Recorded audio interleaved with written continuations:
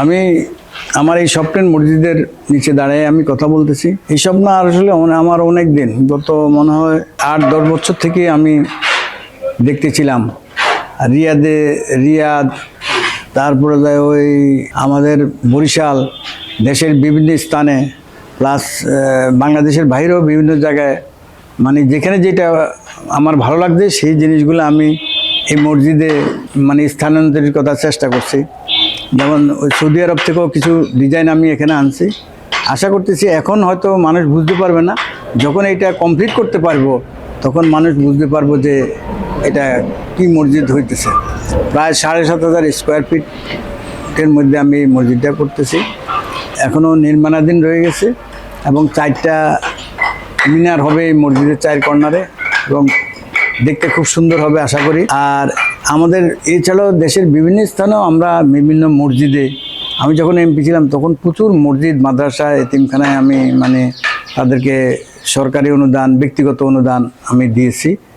আর এখানে হিন্দু, মুসলিম, বৌদ্ধ, খ্রিস্টান সবাই সুন্দরভাবে স্বাধীনভাবে তারা চলাচল করতে পারবে, তাদের ধর্মীয় কাজকর্ম করতে পারবে এবং সেই নিশ্চয়তা যাতে করে থাকে।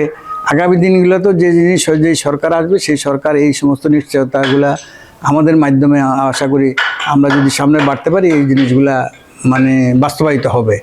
এবং প্রায় জায়গায় আমি বিভিন্ন মন্দির বা বিভিন্ন ওই খ্রিস্টানদের বিভিন্ন ধর্মপ্রাণ যারা আছেন তাদের ওখানেও আমি আমার আসা যাওয়া আছে। প্রত্যেকটা হিন্দুদের জায়গা এই পূজা টুজা থেকে আরম্ভ করে সব জায়গায় আমাদের চলাচল আছে এবং তাদের যেন কোনো ক্ষয়ক্ষতি না হয় এবং তাদেরকে যারা করে আমাদের নেতাকর্মী সবাই তাদের দিকে খেয়াল আছে যে আমাদের রাষ্ট্র কাঠামোটা এইভাবেই হবে যাতে করে যার যার ধর্ম সে সুন্দরভাবে পালন করতে পারে, তারা কোনো রকম ভয়ভীতির ভিতরে না থাকে। আমরা সবাই বাংলাদেশে সেই হিসাবে সামনের দিকে আমাদের চাল চলন সেইভাবে থাকবে, তাদের সাথে সবার সাথে আমাদের সৌহার্দ্যপূর্ণভাবে থাকবে সম্পর্ক।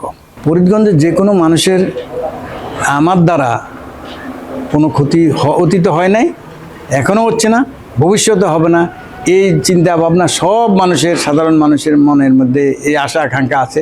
সবাই হাসি মুখে আমার কাছে সুন্দরভাবে কথা বলতে পারে, আসতে পারে, যাইতে পারে, আমিও যাইতে পারি, কোনো সংশয় নাই এখানের মধ্যে।